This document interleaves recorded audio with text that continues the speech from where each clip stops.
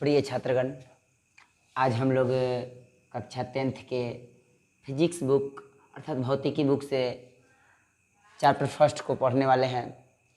तो पहला चैप्टर है प्रकाश का परावर्तन, रिफ्लेक्शन ऑफ लाइट। तो इसमें सबसे पहले हम क्लियर करेंगे कि आखिर प्रकाश क्या है, लाइट यानी कि प्रकाश, लाइट क्या है, प्रकाश क्या होता है। प्रकाश एक प्रकार का ऊर्जा होता है। सबसे पहला हमारा टॉपिक जो क्लियर क्या होना चाहिए कि प्रकाश क्या है। तो प्रकाश एक प्रकार का ऊर्जा है, प्रकाश एक प्रकार का ऊर्जा है जिसकी उपस्थिति में हम किसी भी वस्तु को देख पाते हैं, किसी भी वस्तु को देख पाते हैं।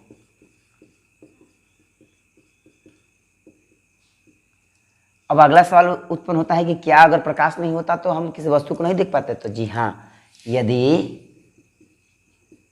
प्रकाश न हो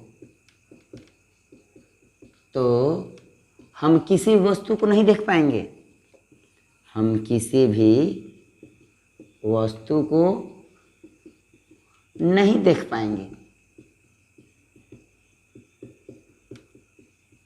अर्थात हमें आँख है तो कोई बात नहीं, लेकिन अगर प्रकाश नहीं है तो हमें कोई वस्तु दिखाई नहीं देगी। यही कारण है कि जब कभी भी अंधेरे में जाते हैं तो हमें तो आँख तो होती है ना, लेकिन हम किसी वस्तु को नहीं देख पाते हैं। तो इस तरह से हमारा प्रकाश क्लियर हो जाना चाहिए कि प्रकाश एक प्रकार का ऊर्जा है जिसकी उपस्थिति में हम किसी भी वस्तु को देख पाते हैं।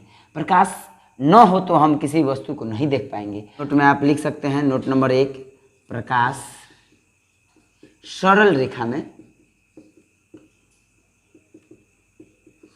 गमन करता है। अर्थात प्रकाश की किरण सरल रेखा में गमन करती है, गति करती है। यह तरंग के रूप में गति करता है, यह तरंग के रूप में गति करता है। फिर क्या है, प्रकाश का आखिर उत्सर्जन कहाँ से होता है। तो प्रकाश का उत्सर्जन किसी दीप्त वस्तु से होता है। तीसरा नोट में क्या हुआ, प्रकाश का उत्सर्जन किसी भी दीप्त वस्तु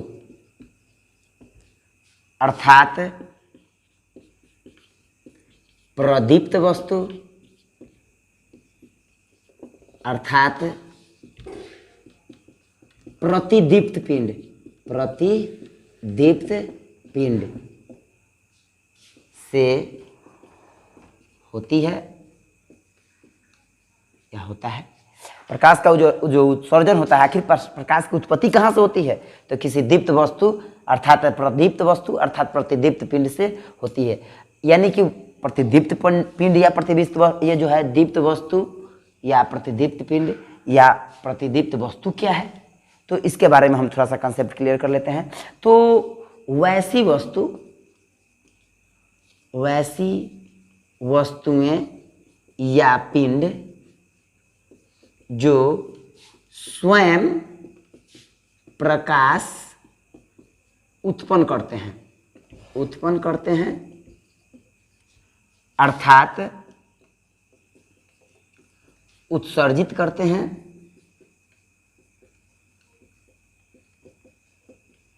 उन्हें दीप्त या प्रदीप्त या प्रतिदीप्त, आप हर सही से लिखिए, पिंड कहते हैं।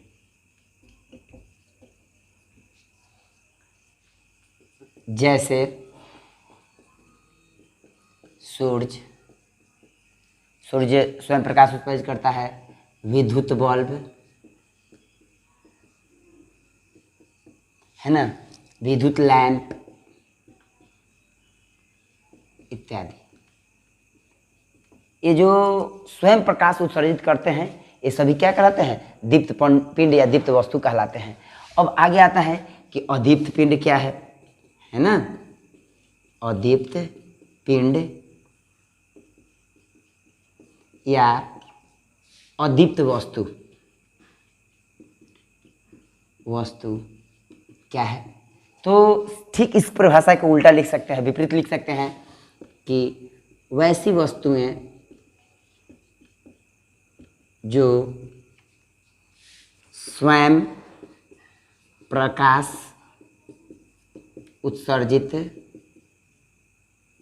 नहीं करते हैं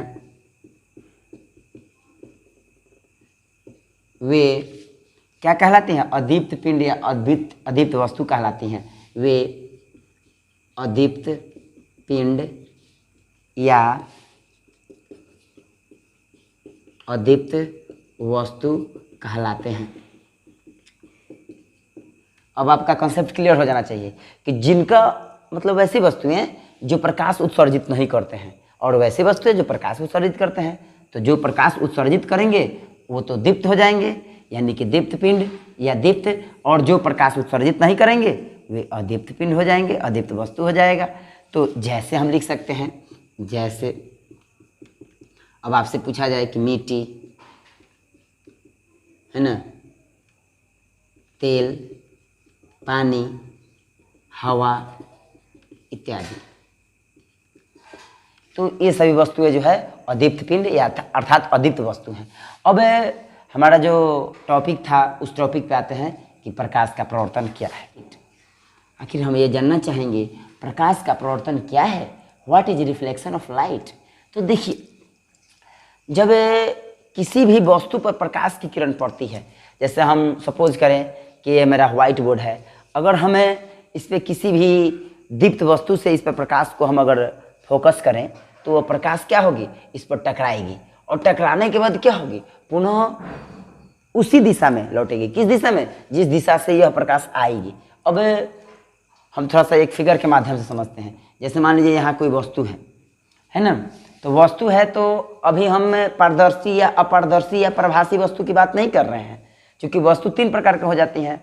कौन कौन से वस्तु हो जाती हैं, कौन कौन सी, पारदर्शी,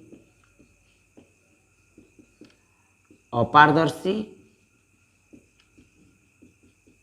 तथा पारभासी।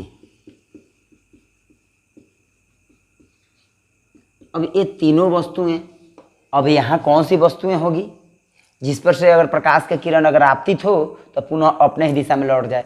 तो ध्यान रहे, कभी भी जब भी प्रकाश का परावर्तन होता है वह पारदर्शी पदार्थ से नहीं होता है, थोड़ा बहुत हो सकता है, वो अलग की बात है। जब भी होता है प्रकाश का परावर्तन वो अपारदर्शी वस्तु से होती है। फिर पारभासी जो क्या होगा, पारभासी से थोड़ा थोड़ा, तो अगर कुछ प्रकाश की किरण अगर कुछ गुजर जाएगी तो थोड़ा तो प्रवर्तित होगा ही, लेकिन मुख्य रूप से हमारा जो प्रकाश का प्रवर्तन जो होता है वह अपारदर्शी वस्तुओं से ही हो पाती है, सिर्फ पारदर्शी वस्तु से नहीं, अपारदर्शी वस्तुओं से। तो अगर हम जानना चाहें कि आखिर पारदर्शी वस्तु क्या है, अपारदर्शी वस्तु क्या है, पारभासी वस्तु क्या है, तो हम सिर्फ आपको कॉन्सेप्ट क्लियर करते हैं। पारदर्शी वस्तु क्या होती है, वैसी वस्तुएं जिसके आर पार प्रकाश की किरण गुजर सकती है, अर्थात हम जिन वस्तुओं के आर पार देख सकते हैं उन वस्तुओं को पारदर्शी पदार्थ कहते हैं। फिर अपारदर्शी पदार्थ, वैसी वस्तुएं जिनके आर पार हम नहीं देख पाते हैं, अर्थात जिनके आर पार प्रकाश की किरण नहीं गुजर पाती है, उसे अपारदर्शी पदार्थ कहते हैं।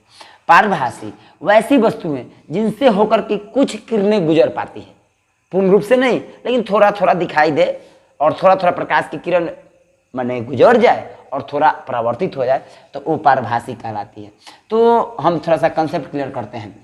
पारदर्शी, जिसके आर पार हम कर रहे हैं, तो मान लीजिए कि हमारे आर पार क्या चीज़ होती है, तो हवा, हवा के पार हम आर पार देख लेते हैं कांच, है ना, कांच के आर पार हम देख लेते हैं, है ना, सफ़ेद,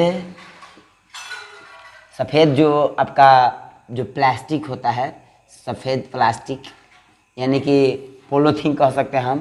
फिर अपारदर्शी, जिसके आर पार हम नहीं देख पाते हैं, क्या है, तो लकड़ी है, ईंट है, मिट्टी है, दीवार है इत्यादि, जिसके आर पार हम नहीं देखते हैं। अब पारभासी की बात करते हैं, कौन कौन सी वस्तुएं जो पारभासी होती है। तो देखिए, जो पारभासी होती है ना, वो तेल लगा कागज होता है, जैसे तेल लगा कागज, तेल लगा कागज, घिसा हुआ कांच, घिसा हुआ कांच, है ना, पतला कागज, आप लिख सकते हैं पतला कपड़ा जिसके आर पार थोड़ा थोड़ा दिखाई पड़ता है इत्यादि। तो हमारा ये कॉन्सेप्ट क्लियर होना चाहिए, पारदर्शी पदार्थ, अपारदर्शी पदार्थ और पारभासी पदार्थ। फिर हम आगे देखते हैं प्रकाश का प्रवर्तन क्या है। तो हमारा टॉपिक है प्रकाश का प्रवर्तन, रिफ्लेक्शन ऑफ लाइट। अब रिफ्लेक्शन ऑफ लाइट में क्या होता है कि हम सबसे पहले एक वस्तु को लेते हैं, इस पर अगर हम किसी प्रकाश की किरण को आपतित करते हैं तो यहाँ से टकराएगा और टकराने के बाद पुनः लौट जाएगा। अब जरूरी नहीं है कि इस तरह से टकराया तो इधर ही आएगा, अगर आप तिरछा टकराएंगे तो ये इधर आ जाएगा। ध्यान रहिए, जो एरो का चिन्ह होना चाहिए इस पर डिपेंड करता है कि प्रकाश की दिशा क्या है और प्रकाश का परावर्तन की दिशा क्या है। तो अगर आप इधर से अगर करते हैं, सपोज डैट कि आप इधर से किसी किरण को आपतित करते हैं तो फिर उसी मतलब टकराने के बाद इधर चला जाएगा। तो देखिए प्रकाश का परावर्तन का जो हमारा परिभाषा होगा क्या होगा कि जब किसी भी वस्तु पर प्रकाश की किरण पड़ती है तो उस वस्तु से टकराने के बाद पुनः अपने ही दिशा में लौट जाती है। तो प्रकाश के किरण के लौटने की इस क्रिया को प्रकाश का परावर्तन कहते हैं। अब हम इसकी परिभाषा को लिख कर समझते हैं। प्रकाश का परावर्तन लिखेंगे, जब किसी वस्तु पर प्रकाश की किरण पड़ती है तो उसके सतह से टकराने के बाद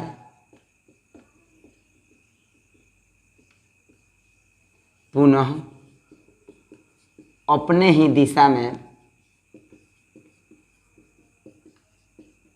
लौट जाती है। प्रकाश के किरण की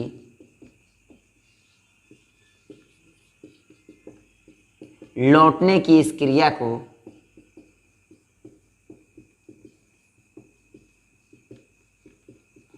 प्रकाश का परावर्तन कहते हैं। हमारा कंसेप्ट क्लियर होना चाहिए। रिफ्लेक्शन ऑफ लाइट क्या है कि जब किसी सतह पर प्रकाश की किरण पड़ती है तो यह पुनः लौट जाती है अपने ही दिशा में। तो लौटने की इस क्रिया को प्रकाश का परावर्तन कहते हैं। ध्यान रहे यह किस बात पर निर्भर करता है, तो कोण पर, और वो अभिलंब पर डिपेंड करता है कि कितना डिग्री के कोण से आपतित हो रहा है, उसी के हिसाब से वो परावर्तित होगा। तो हम इसको प्रकाश के परावर्तन के नियम में पढ़ लेते हैं। तो अगला हमारा टॉपिक होगा प्रकाश का परावर्तन क्या है, देखते हैं। प्रकाश के परावर्तन का नियम। Laws of reflection of light.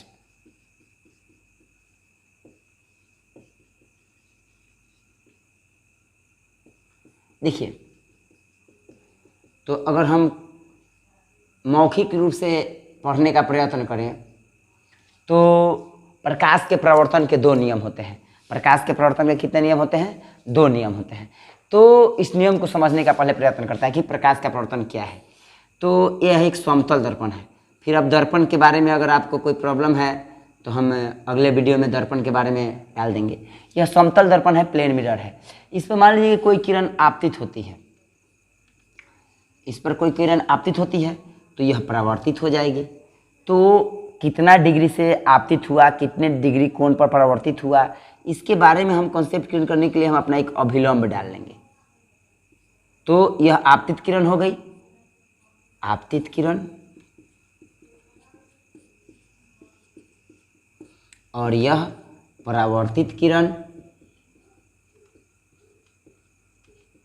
और यह क्या हो जाएगा? अभिलंब।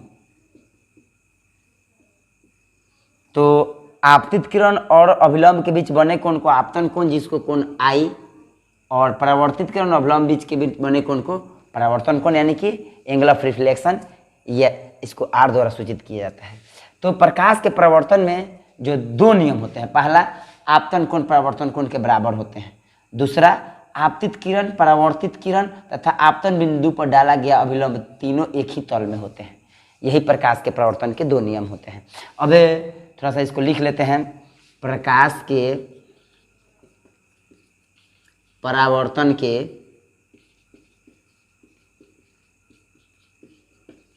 दो नियम होते हैं।